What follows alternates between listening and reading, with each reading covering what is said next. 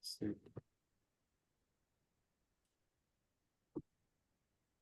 ¿Escuchan nomás? ¿Ya? Wow. ¿Estamos? Bueno, hola a todos y todas. ¿Me escuchan bien por ahí?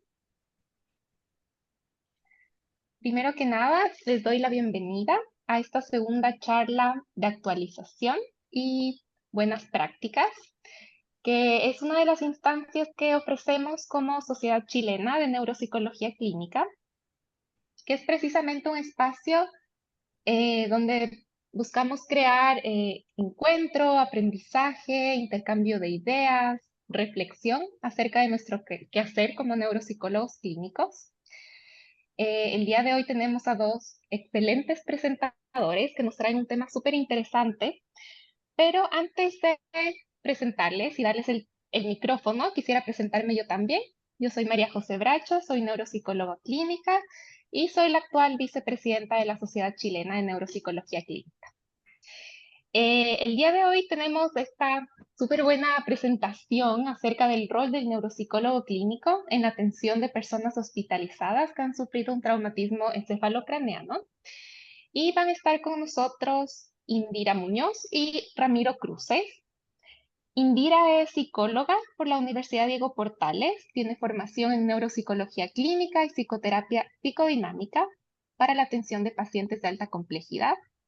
Tiene experiencia en el sector público y privado en la atención a personas hospitalizadas que han sufrido lesiones cerebrales adquiridas y actualmente se desempeña como coordinadora de psicología de rehabilitación en el Hospital del Trabajador.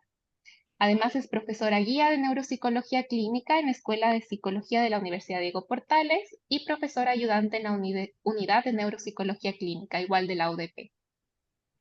Y Ramiro Cruces es psicólogo por la Universidad Diego Portales también y formado en la estadía de perfeccionamiento en neuropsicología clínica de la misma universidad. Trabaja en la unidad de neurorehabilitación en el Hospital del Trabajador, en el Departamento de Fonoaudiología y Psicología de Rehabilitación.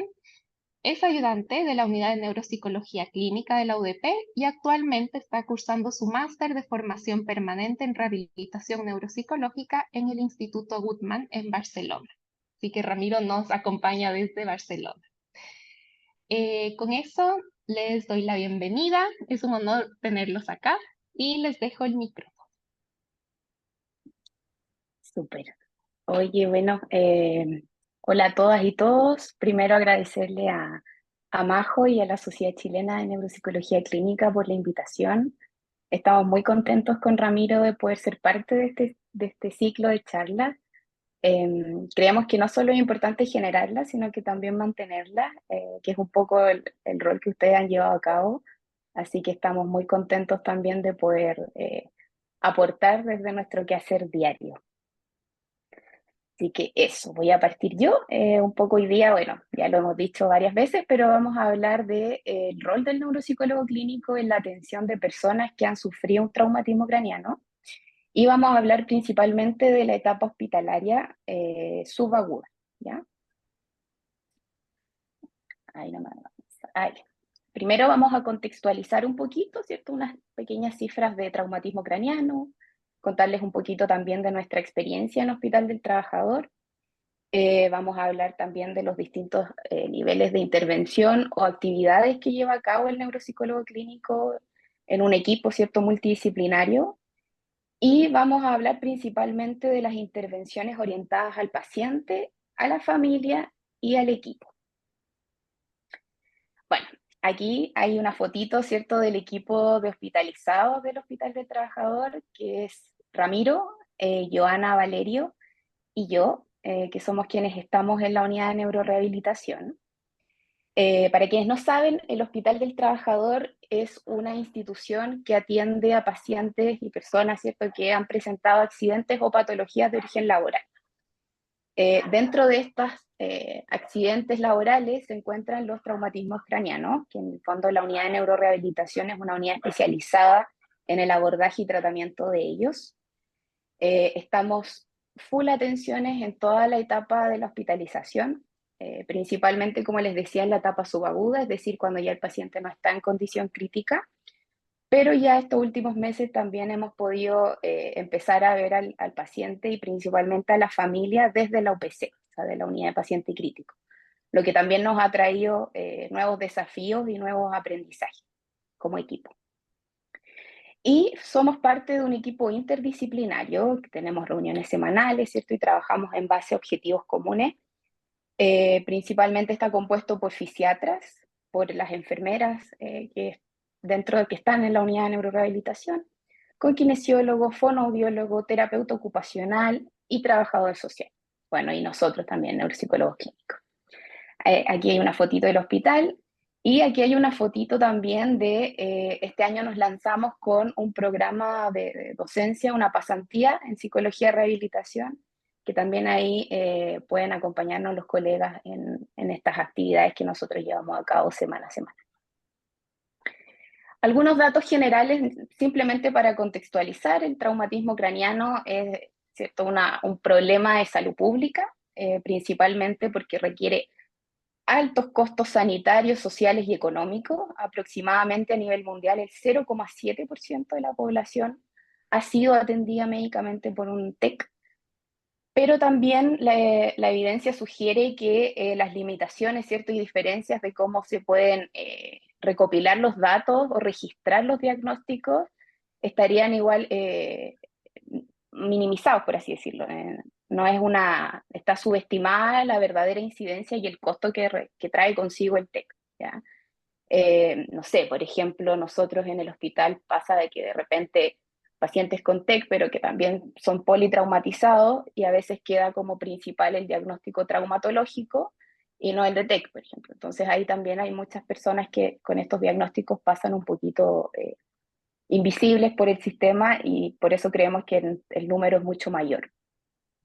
En Chile es la principal causa de muerte en la población joven. Es una causa, ahí no sé, ahí, es una causa importante de secuelas neurológicas en personas de edad productiva, ¿cierto? Principalmente entre 20 y 40 años. Y también es la principal causa de muerte en alrededor del 40% de los accidentes de tránsito fatales. ¿Ya? Por lo tanto, es un diagnóstico, ¿cierto?, al que debemos prestarle atención. Esta tablita es a modo general, ¿cierto?, de un desglose de las distintas actividades que realiza el neuropsicólogo en un entorno hospitalario. Esto está dividido, ¿cierto?, no está dividido en etapas agudas, subagudas ni ambulatorias, sino que se refiere como a las distintas actividades que se pueden hacer a lo largo de todo el proceso hospitalario. Y voy a nombrar algunas, por ejemplo, diagnóstico diferencial entre síntomas psiquiátricos, psicológicos y neuropsicológicos, contribuir a la información multidisciplinaria, la formación de personas especializadas, ¿cierto? Investigación, difusión de la neuropsicología clínica, evaluación de los efectos de las distintas modalidades de tratamiento, de rehabilitación, eh, bueno, entre otras. Aquí en el fondo ahí después las podemos ir conversando con más detalle. Pero lo que hicimos nosotros con Ramiro fue dividir estas distintas actividades en 5 niveles de intervención principales. Primero, con el paciente, ¿cierto? La atención directa con el paciente. Segundo, con la familia. Tercero, con el equipo.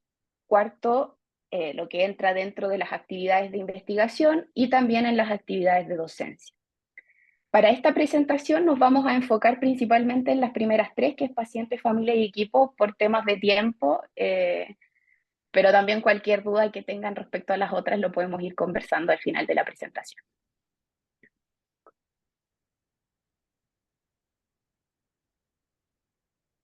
Ramiro. Ya. Bueno, vamos a partir con el área como de los pacientes y, y partiremos mostrando una pequeña revisión de los instrumentos, las medidas más comúnmente usadas en pacientes con traumatismo craneano, ¿ya? En cualquier etapa, ya sea subaguda, crónica, aguda, ya en donde aquí se muestra principalmente que un estudio que participó acá, la Goodman, que tiene que ver con qué herramientas se usan en pacientes TEC, ¿ya? Hay algunas que son muy conocidas, otras puede que no tanto, otras que son muy como se podría decir del neuropsicólogo, otras que son más como del terapeuta ocupacional, pero principalmente estas son como cómo se está evaluando, ¿ya? Sin decir que sea bueno, que sea malo, que sea como la herramienta óptica o no, pero esto es como lo que más se utiliza, ya siendo la más común el FIM, que es una herramienta que usan muchos nuestros colegas de terapia ocupacional, ¿ya? Que busca ver aspectos como de funcionalidad, sobre todo en entornos hospitalarios, ¿ya? Después encontramos otra escala, como el Disability Rating Scale, el GOAT para el tema de amnesia postraumática, la escala de inteligencia de Bechler, ¿ya? El TMT y el del Community Integration, ¿ya? Dale a la siguiente. Y bueno, nosotros para esta presentación quisimos usar como marco el tema del ERLA, que es como una escala que se diseñó para el tema del traumatismo craneano, sobre todo enfocándonos en las primeras etapas, ¿ya? Si bien aquí marcamos desde el inicial, nosotros vamos a presentar principalmente desde más o menos el ERLA 4 hasta el 7, que es como donde más nosotros intervenimos, ya que los anteriores muchas veces ya son considerados continuamente considerados, porque ahora se ha actualizado un poco, pero los desórdenes de conciencia, ¿ya? Los síndromes de vigilia sin respuesta, disociación cognitivo-motora, y que eso ya es otro mundo para entrar a hablar o evaluar o intervenir, ¿ya? Dale a la siguiente. Y bueno, partimos con esta cosa como de leerla, que son como estas etapas que marcan como un camino de la evolución del traumatismo craneano, partiendo como desde la 4 que es donde el paciente tiende a emerger de estos estados como de disminución de conciencia, se podría decir, y entra en una etapa que se llama estado confusional postraumático, entendido de muchas formas, ¿ya? Hay lugares donde le dicen amnesia postraumática, en otras partes donde lo tratan de delirium, ya que es importante igual ponerle el apellido postraumático para no ir mezclando como aspectos sobre todo de etiología, confusión postraumática, estado confusional agudo.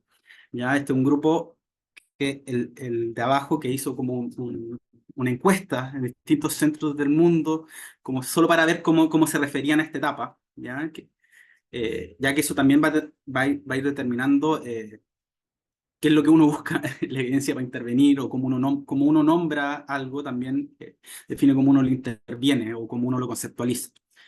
¿Ya? Y nosotros tomamos como principal definición del estado confusional postraumático un estado de alteración de conciencia, ya que sería como un desorden de conciencia en sí después de un traumatismo craneano, caracterizado por cosas que se parecen mucho al tema del delirium, que es como incapacidad para mantener la atención sostenida y el cambio tensional, alteraciones como la codificación y evocación de la información, dificultades como con el tema de la orientación, ya sea en tiempo, persona, en espacio, incluso en contexto, ¿ya? Y lo otro característico es la fluctuación de síntomas, siendo que uno podría ver un paciente de una manera, por ejemplo, en la mañana versus la tarde, ¿ya? Podrían ser dos pacientes completamente distintos, ¿ya?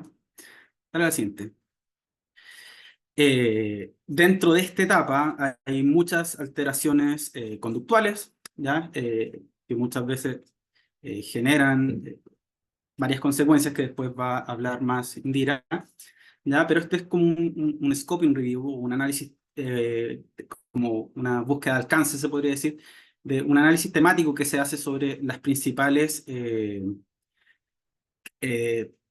desórdenes conductuales, que se podrían decir, de pacientes que están como en la etapa de amnesia postraumática o estado confusional postraumático, ya en donde muestran que hay alteraciones que pueden ir de la línea como con la desinhibición, agitación, agresión, la habilidad afectiva, estar como bajo ánimo, estar apático, alteraciones ya sean perceptuales, o síntomas psicóticos, también son comunes a veces los delirios, cambios de personalidad y cambios en el ciclo de sueño y vigilia. ¿Ya? Esta es una revisión que hacen, que muchas veces siempre tiene, o sea, siempre tiene limitaciones, dado que muchas veces usan o herramientas o definiciones distintas de qué es lo que es una alteración conductual, que una agitación, ¿ya?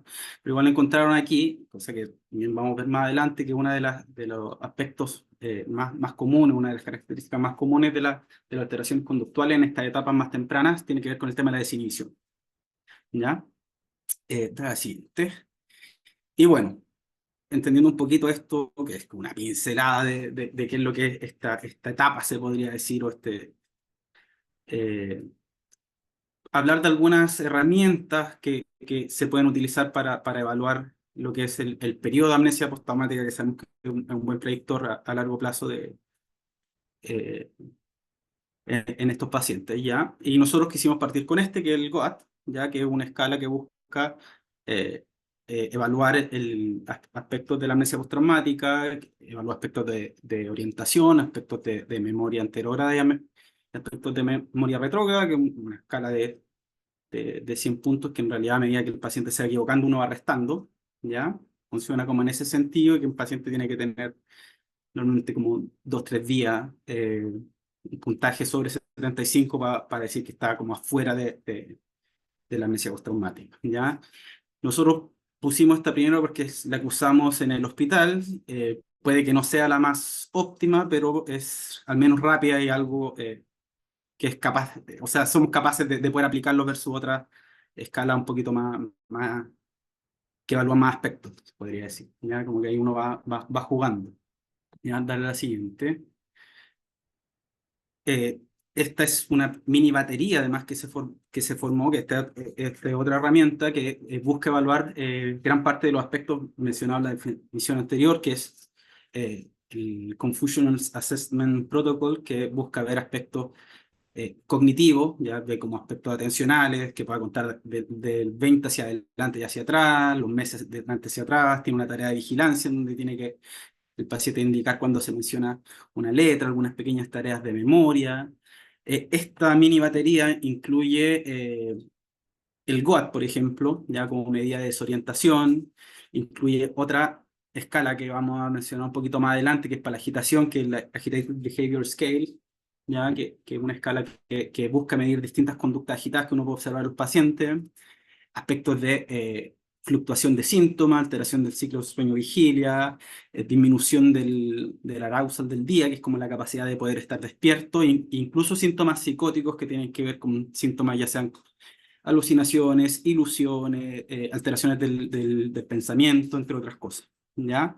Y que una escala que en realidad, como son tan diversos los pacientes en esta etapa, como para uno poder estar afuera de esta estado confusional, uno tiene que tener al menos 3 o más como... O sea, teniendo cuatro de estas siete dimensiones, el paciente se considera todavía como confuso, ¿ya? Y 3 si es que el paciente está desorientado, que es como una de las características principales de este estado confusional, ¿ya? Darle a la siguiente. Aquí tenemos otra escala que también se puede utilizar para el tema de amnesia postraumática, que eh, lo bueno también de esta es que evalúa memoria de un día hacia otro, ¿ya? En donde en esta tarea a uno le pide al paciente que recuerde 3 de las láminas, si escogen al azar alguna de estas láminas que tienen acá, ¿ya? Si bien se muestran aquí varias copias, en realidad son 9 estímulos, ¿ya? Y tú elegís 3 y la idea es que uno se las presenta en un día y el paciente tiene que recordarlas para el día siguiente, como un poco siguiendo las definiciones más clásicas de amnesia postraumática que tienen que ver con la capacidad de acordarse de un día para otro, ¿ya? También va a aspectos de orientación y obviamente también tiene sus limitaciones, dado que incluso se ha estudiado que en pacientes sin lesión cerebral, con opioides, pueden fallar incluso en esta tarea, sí que puede que hayan algunas como dificultades, ¿ya? Dar a la siguiente, y bueno, aquí tenemos otra que también nos gusta mencionarla, que es el Orientation Log, que igual ve aspectos de la orientación, ¿ya? Principalmente, y lo bueno es que además aquí la puntuación te la da dependiendo que uno puede ir descomponiendo el tipo de respuesta, si es que el paciente puede llegar a darte una respuesta cuando tú le preguntas por la fecha, la hora, en qué ciudad estamos, etcétera, desde a que te la responda de manera espontánea, ¿ya? Eso es el máximo puntaje. 2 puntos si es que logra responderle después de que uno le da una pista lógica. Una si es que uno le da elección múltiple o una clave fonética. Y 0 si es que no logra responder. ¿Ya? Dale a la siguiente. Y bueno, un poquito de qué es lo que se sabe de intervención en amnesia postraumática. Y bueno, esta es una revisión. Me pareció que la pregunta. Sí, esto que mencionas, como de pasarlo varios días seguidos, es común. De hecho, eso aplica para todas las pruebas. Para todas las pruebas lo de los 3 días, ¿ya? De todas las que mencioné atrás, se aplican múltiples veces por este tema de la fluctuación, principalmente, ¿ya? Por el comentario mencionado. Bueno, y un poco esto es una revisión que se hizo también acá, de intervención no farmacológica en amnesia postraumática, en donde se vieron distintos tipos de intervención en donde encontraron que esta, que es una estrategia que se usa mucho en terapia ocupacional, que yo soy experto nomás, no manejo mucho, pero tiene que ver con ir descomponiendo tareas en función de la actividad, eh, es como quienes presentaban como mayores mejorías en torno a la amnesia postraumática, y que podrían tener resultados positivos, parcialmente positivos en este sentido, ya en función a entrenamiento estructurado o los programas de orientación a la realidad o la aplicación terapéutica de la música. Ya esto con el foco de reducir la duración de la amnesia postraumática en sí. Dale a la siguiente. Y esto tiene que ver con algo un poco de lo que va a mencionar eh, Indira después, de lo que es la agitación, que es algo que va muy de la mano con el tema de la amnesia postraumática, ya que además han hecho estudios como cómo se relacionan estas dos cosas y se dan cuenta que relacionan con algunos elementos de orientación y memoria, aunque no de manera lineal, ya. Eh, lo que sucede muchas veces es que los pacientes tienden cuando están como en una amnesia postraumática o como muy profunda, se podría decir, un estado confusional muy profundo, tiende a haber poca agitación, ¿ya? Pero a medida que empiezan a aumentar su funcionamiento, un poco su orientación, memoria, empieza a aumentar la intranquilidad, se podría decir, porque antes ni siquiera se dan cuenta que están desorientados, ahora se dan cuenta que no sé dónde estoy, etcétera, empiezan a agitarse un poco más, y luego ya, a medida que mejora un poco más, vuelve a disminuir, ¿ya? Y se hace como una especie de curva que es bien interesante, ¿ya? Dale a la siguiente. Y bueno, Ujú. Indira nos... Sí.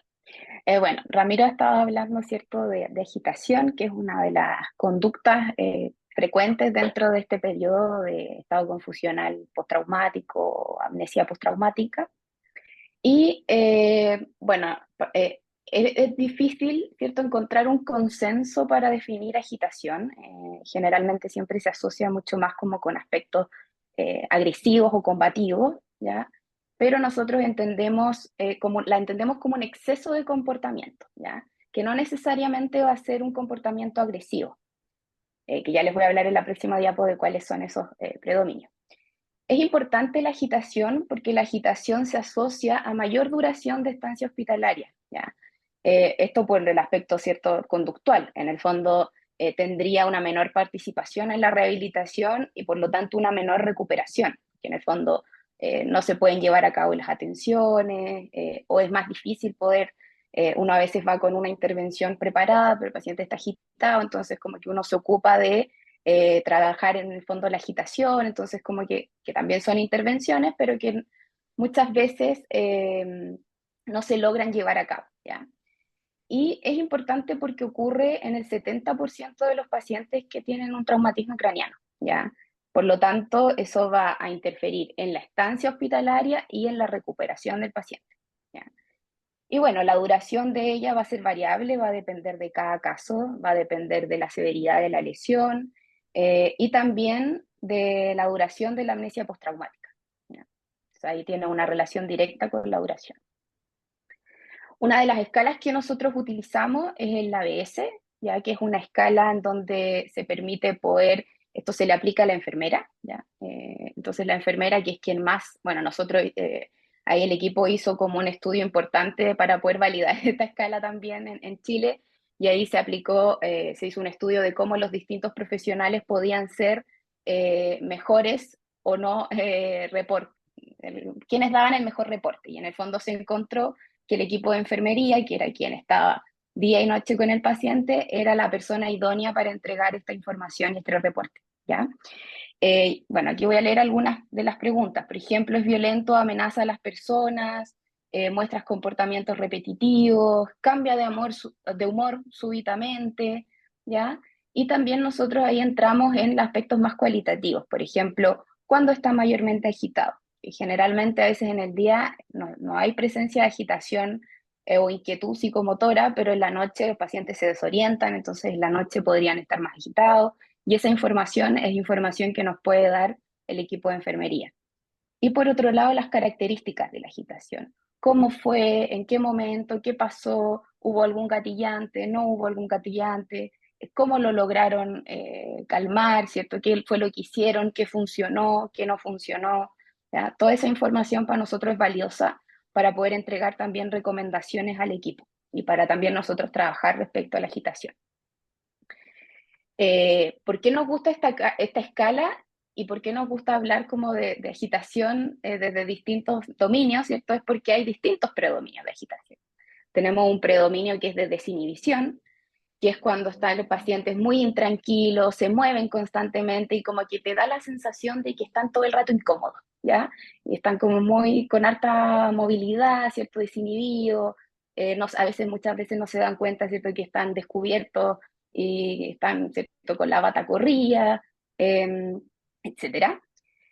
Por otro lado, tenemos el predominio de la habilidad, que está más relacionado a lo que es el manejo y regulación de las emociones, ¿ya? Y se aprecia que hay como una desproporción de la respuesta emocional frente a los estímulos que se presentan. Y por otro lado, tenemos el predominio de agresividad, que es cuando ya tenemos pacientes con actitud combativa o violentos verbalmente. Generalmente, cuando los equipos hablan de agitación, siempre está asociado, como yo les decía, mucho más a la agresividad. Entonces también ha sido un trabajo que se ha hecho en el equipo de poder también ir contándole que existen estos otros predominios, porque a veces dicen, no, está lábil nomás, pero no es que está lábil nomás, sino que es un paciente que está pasando por un periodo de agitación dentro de un periodo de amnesia postraumática. Esta es una revisión, ¿cierto? Un metaanálisis y una revisión sistemática de un equipo, si no me equivoco, de Australia, en donde se estudiaron, ¿cierto?, todos estos subtipos de agitación y se observó que las conductas desinhibidas eran las más comunes. Son las más observables también. Generalmente es lo que uno ve, más tangible, por así decirlo. Pero había mucha heterogeneidad entre los estudios, o sea, no había muchas concordancias metodológicas entre un estudio y otro, y tampoco, que yo creo que esto es lo más importante, que es como que no se utilizaban herramientas formales o validadas para evaluar agitación. Es muy común que se ponga el paciente está agitado.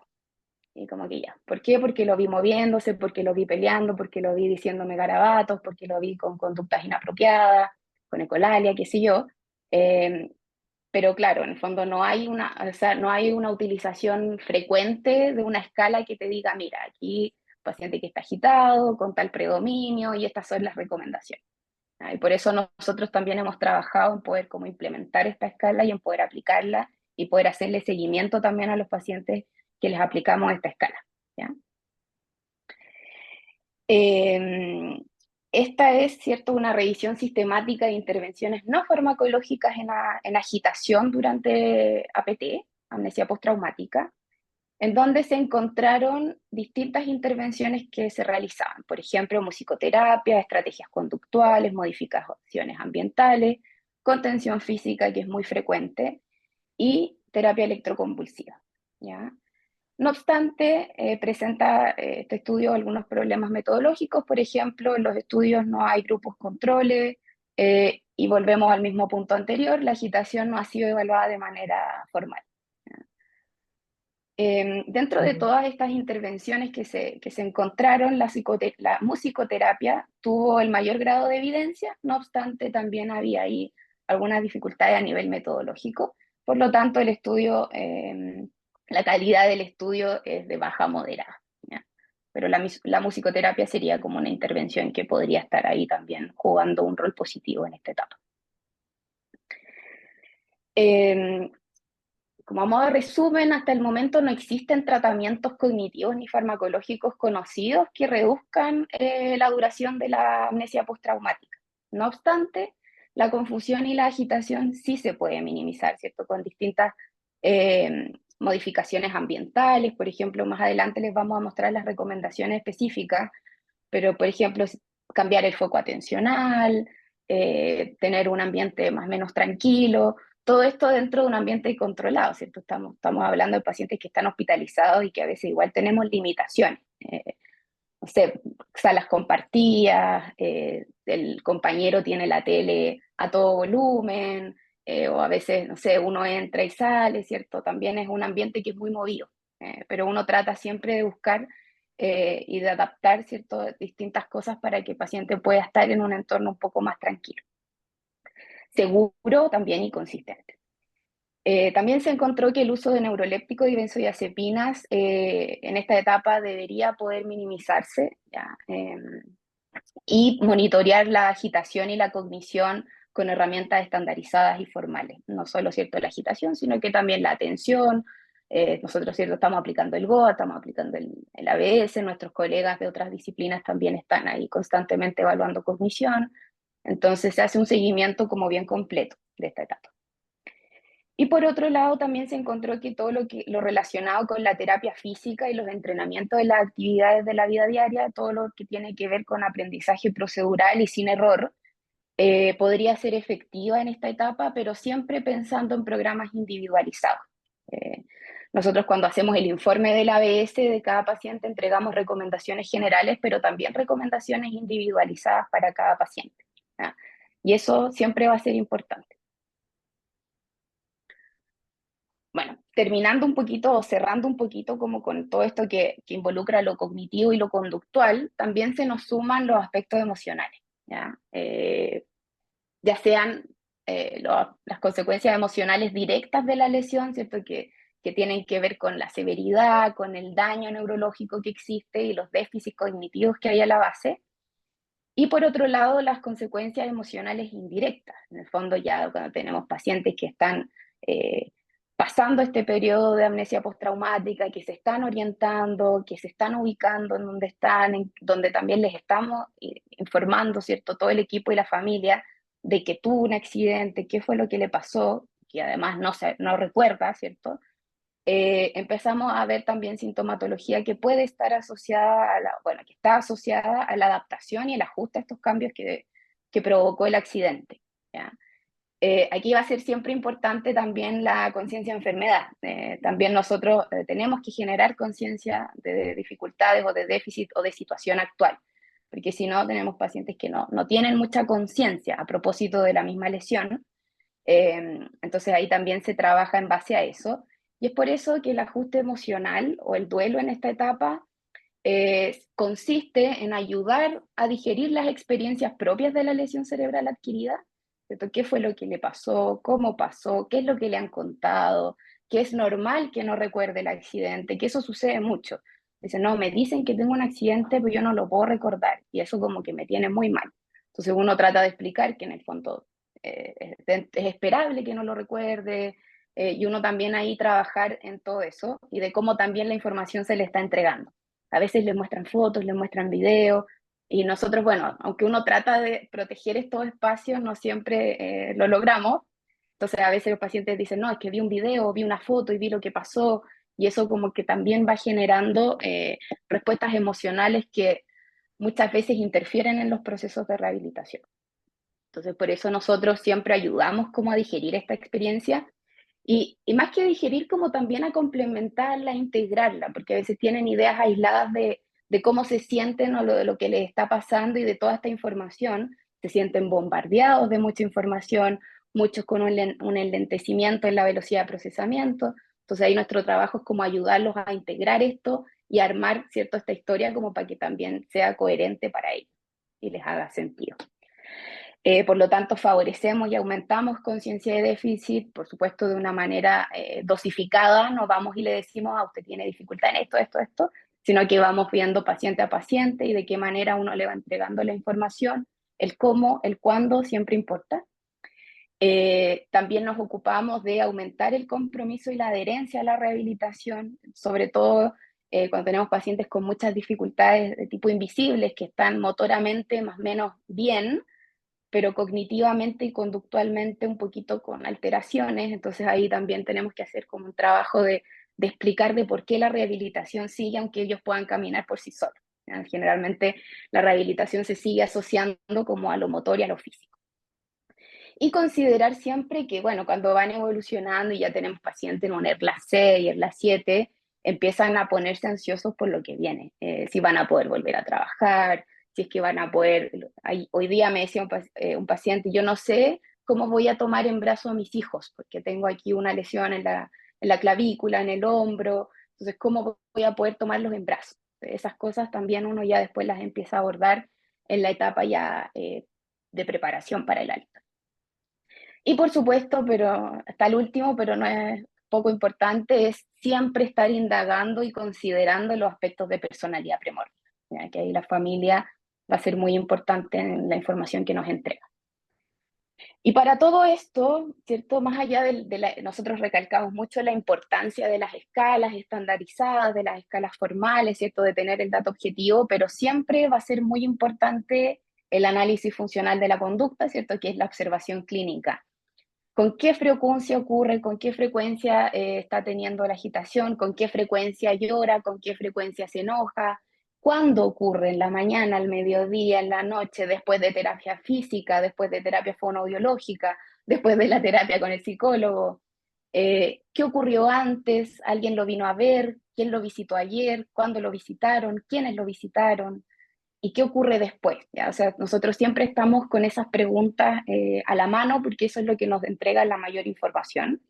Eh, y nos permite también favorecer todas las conductas positivas del paciente, minimizar las conductas que no son tan adaptativas para enfrentar este proceso, identificar siempre los gatillantes y si hay algún signo de escalada. A veces nos pasa que, no sé, los visitó algún familiar con el que se habían peleado hace 2 años y no se acuerda que se habían arreglado, entonces lo visita y se agita, ¿cierto? Y ahí y dice, no, pero si no sé por qué se agita. Entonces como que ahí uno empieza a indagar y se da cuenta de que, y el paciente te dice, no, es que yo me peleé con mi primo hace poquito, y ahí uno como que empieza a entender también cuáles son esos gatillantes. Eso. Vamos, Ramiro.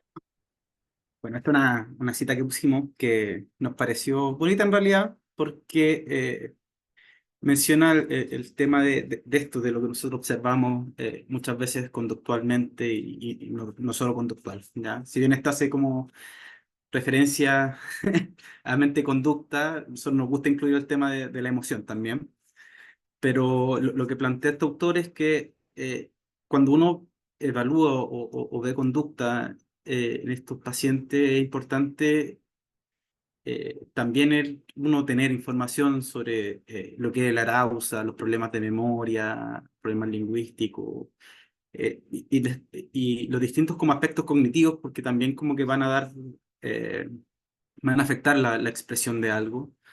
¿Ya? Es importante saber que muchas veces las alteraciones, ya sea que veamos de conducta, no caen dentro del paradigma del DCM, y que muchas veces vale más el ir describiendo lo que uno observa con el paciente más que tratar de encasillarlo en una cosa o en otra. Ya, y que también es muy importante el ir viendo cuáles son conductas nuevas, no escritas antes ni por la familia ni por nada, versus las que son una grabación de una conducta preexistente, ¿ya? Que en realidad entra en juego eh, en la relación como mente-conducta, aspectos cognitivos, aspectos emocionales, que si bien no lo refiere esta cita, pero de los que mencionaba la Indira y que muchas veces no cabe dentro de lo que dicen los libros, se podría decir. ¿Ya? Dale a la siguiente. Bueno, con esto cerramos un poquito lo que es de paciente, un poco uno que interviene y ve con el paciente, pero también eh, uno dentro de esta etapa también ve a la familia, ¿ya? Y aquí nosotros quisimos poner una cita de Clono, que dice que uno de los objetivos principales de la psicoterapia en pacientes con la familia es darles psicoeducación, ya que una de las intervenciones que uno da, eh, porque los ayuda un poco a entender la naturaleza y la extensión de la lesión cerebral de los seres queridos, ¿ya? Y entender un poco de fondo el por qué, ¿ya? ¿Por qué está agresivo conmigo? ¿Por qué no me reconoce? ¿Por qué tal o cual cosa? ¿Ya? Y que el entregarle muchas veces incluso a ellos herramientas nos llega a nosotros de rebote herramientas o ideas de las mismas familias, porque ellos son quienes lo conocen más al paciente de manera previa, ¿ya? Y te pueden dar incluso sugerencias muy innovadoras o que aportan mucho, ¿ya? Darle a la siguiente. Bueno, nosotros, el hospital funciona mucho con esta escala, sobre todo para la comunicación dentro del equipo, pero lo que nos gusta sobre todo esta versión que tiene del rancho de los amigos, que de familias, que además les podéis dar un marco o algo fácil y concreto que pueda llevarse la familia para ir viendo como la evolución, como esperable, se podría decir, de un traumatismo y con sugerencias sobre qué cosas pueden hacer, ¿ya? Esto es algo para que ellos puedan ir viendo y contrastando, pero no quita el hecho de la intervención también individual y personalizada, ¿ya? Esto es como una herramienta que se le entrega como para que lo revisen, ¿ya? Dale a la siguiente. Y también a nosotros nos gusta entender desde los estadios de Powell cuando ocurre la lesión cerebral, que en realidad describe como distintos estadios por los que pasa la familia, que tienen que ver con el choque inicial, donde uno no sabe si el paciente va a vivir, se va a morir su ser querido, ¿ya? Una vez que se estabiliza, esta etapa ya más de esperanza, ¿ya? Con mecanismos de negación, expectativas irreales, luego que inicia la rehabilitación intensiva, que se mantiene en cierto sentido el tema de la esperanza, que es como principalmente los tres estadios que intervenimos en la actualidad. Ya la idea es como estamos buscando para agarrar los siguientes, que son ya el choque con la realidad, cuando vuelven al hogar, a un lugar no estructurado y la posterior un poco aceptación. ¿Ya? Dale a la siguiente. Y nosotros tomamos este monito, un poco mostrar en la parte del hospital un poco lo que vemos, el tema del shock, la esperanza y la realidad, que hay un poco como a mostrar, ¿ya? Y bueno, Sí. Bueno, estas etapas entonces son importantes, pero también es importante pensar, ¿cierto?, las distintas reacciones de las familias, ¿ya? Si bien podemos ubicarlas en los distintos estadios, en los distintos momentos de la recuperación, ¿cierto?, desde el accidente hasta la recuperación, las reacciones, así como el paciente va a variar de un paciente a otro, también las familias van a variar y la respuesta emocional de la familia va a variar dependiendo del nivel de afectación que tiene la persona, de la calidad de las relaciones premórbidas, de la historia familiar, ¿cierto?, que existe, de si han enfrentado en ocasiones anteriores algún otro duelo, alguna otra pérdida, si algún otro familiar en algún momento se accidentó, cómo lo enfrentaron, con qué redes de apoyo cuentan a nivel comunitario, a nivel social, a nivel familiar, ¿cierto? Entonces las reacciones emocionales de la familia siempre van a ser variables dependiendo de cada sistema. No todas las familias van a pasar por las mismas fases, porque, insisto, va a depender, ¿cierto?, de la estructura preexistente, de las estrategias de afrontamiento, que es lo que yo les decía, por ejemplo, cómo han enfrentado situaciones diversas en la historia de la familia y de los recursos que disponen, ¿ya? A nivel emocional, a nivel social, a nivel económico, de todo tipo.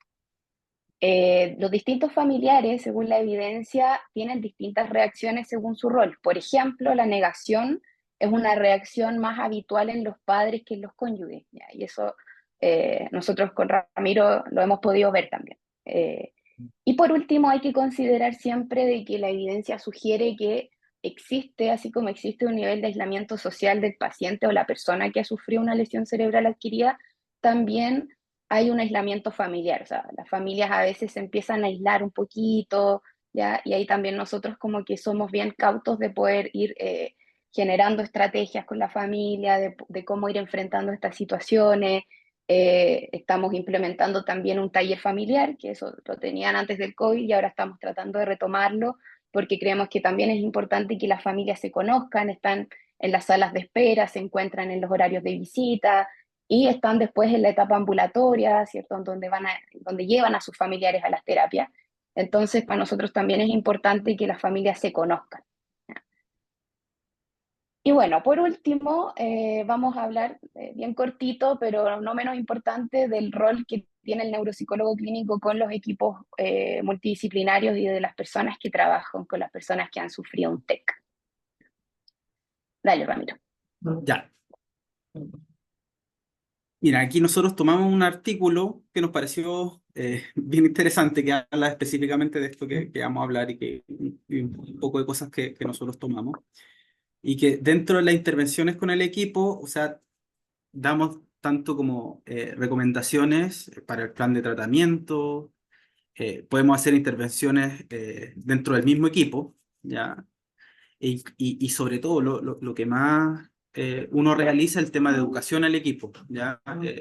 Sobre todo cuando alteraciones ya sean emocionales, conductuales o cognitivas pueden estar interfiriendo como en el tratamiento y en la atención, ¿ya? Por ejemplo, es bien común... ah, bueno, pasamos a esto.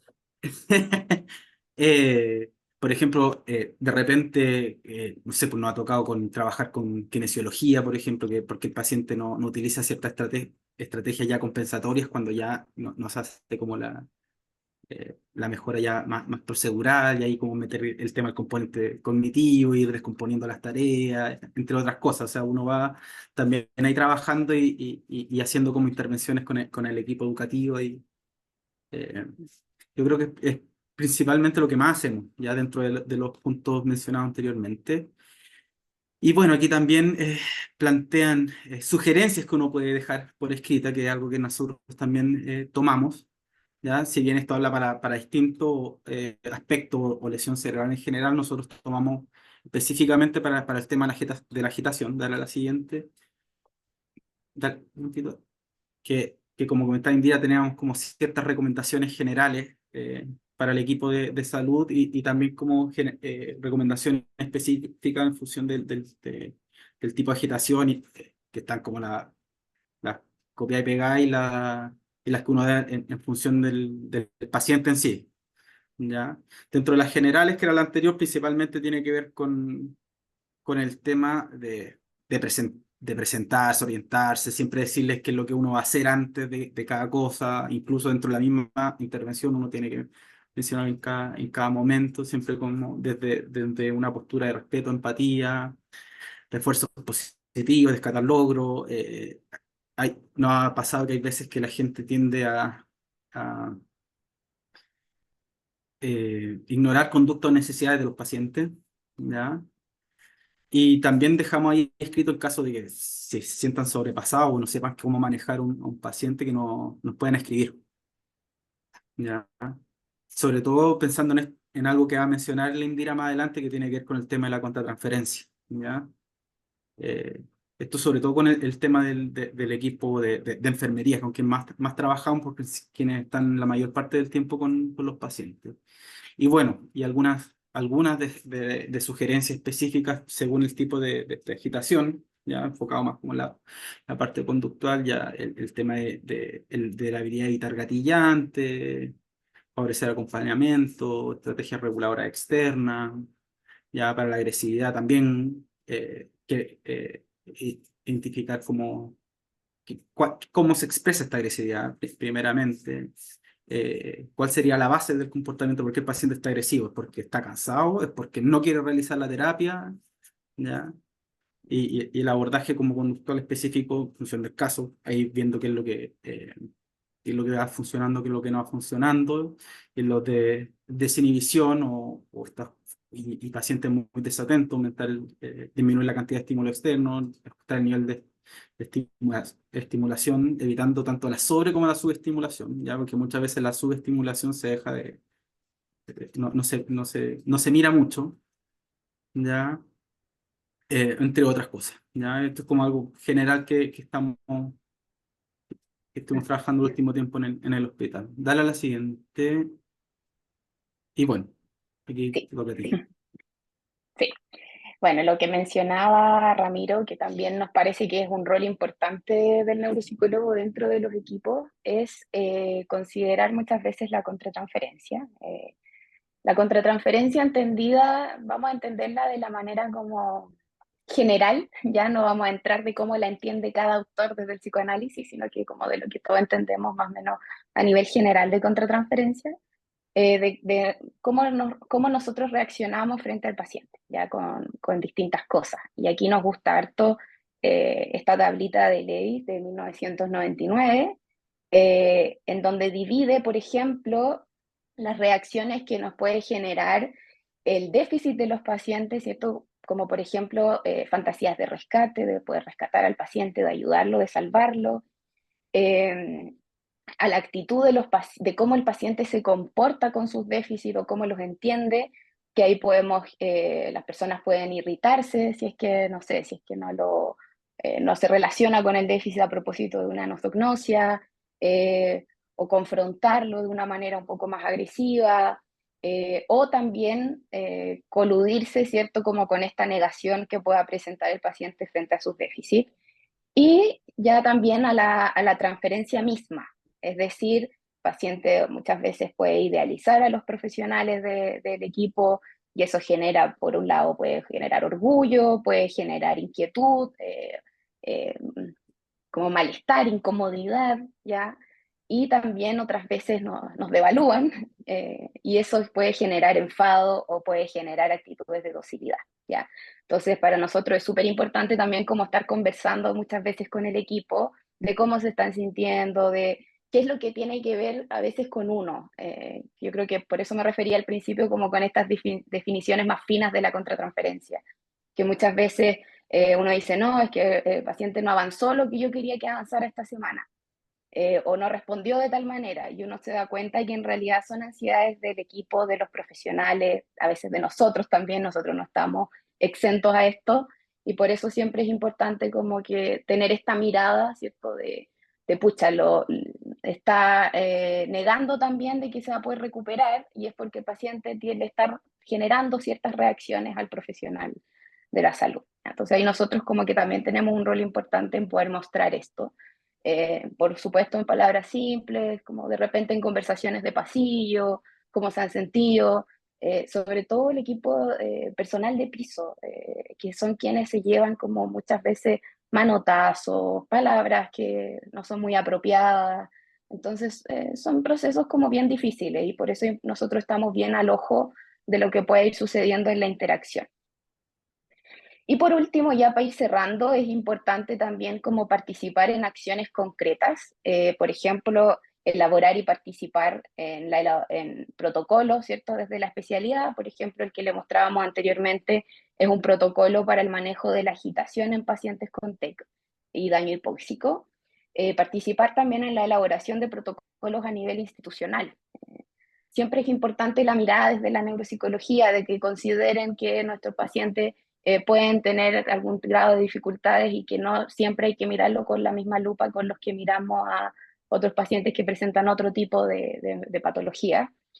Participar en actividades de docencia, ¿cierto? Poder ir formando también a colegas en estas áreas, sugerir constantemente al equipo y a profesionales distintas estrategias o ayudarlos en los que le decía yo hace un rato, ¿cierto? No, estoy enojado porque este paciente me echó, rechazó la terapia, no quiere terapia física, así que ya, se acabó la terapia física. Entonces, como que también ahí poder ir conversando respecto a eso, participar en capacitaciones, entre otras cosas. O sea, siempre las acciones concretas son importantes. Y eso, cualquier cosa, ahí están nuestros correos, nos pueden escribir. Sabemos que hablamos muchas cosas y entregamos mucha información, pero estamos muy disponibles a poder meternos en algo con más detalle si es que les queda alguna duda. Muchas gracias, Majo, y a todos quienes nos acompañan. Muchas gracias, Indira, Ramiro, excelente presentación.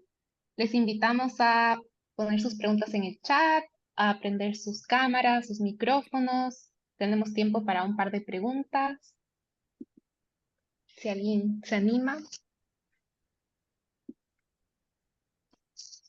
Creo que han topado temas súper importantes, el trabajo con los pacientes, pero también con la familia, con todo el equipo de salud en estas primeras etapas de hospitalización, en esta etapa aguda, es súper relevante a largo plazo, en la adherencia del paciente al tratamiento a largo plazo, en la orientación que pueda tener él y la familia a largo plazo. Así que creo que han topado temas súper interesantes. Si alguien tiene alguna pregunta, algún comentario. Les recordamos que la charla queda grabada, la vamos a subir a YouTube. Pueden verla nuevamente si quieren, pueden compartirla con otros colegas también. La vamos a estar publicando en nuestras redes también. Si no hay preguntas,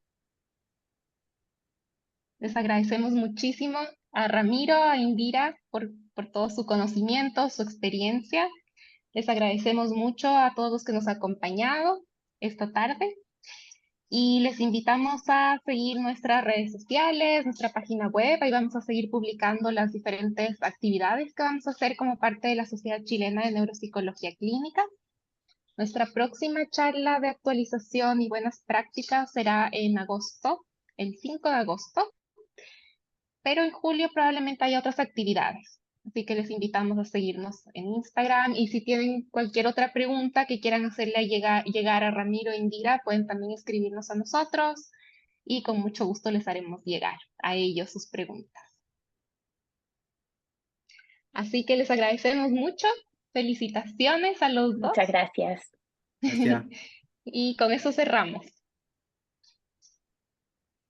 Chao, que estén Chao, bien. Muy que buena estén tarde. Chao. bien también. Chao, gracias.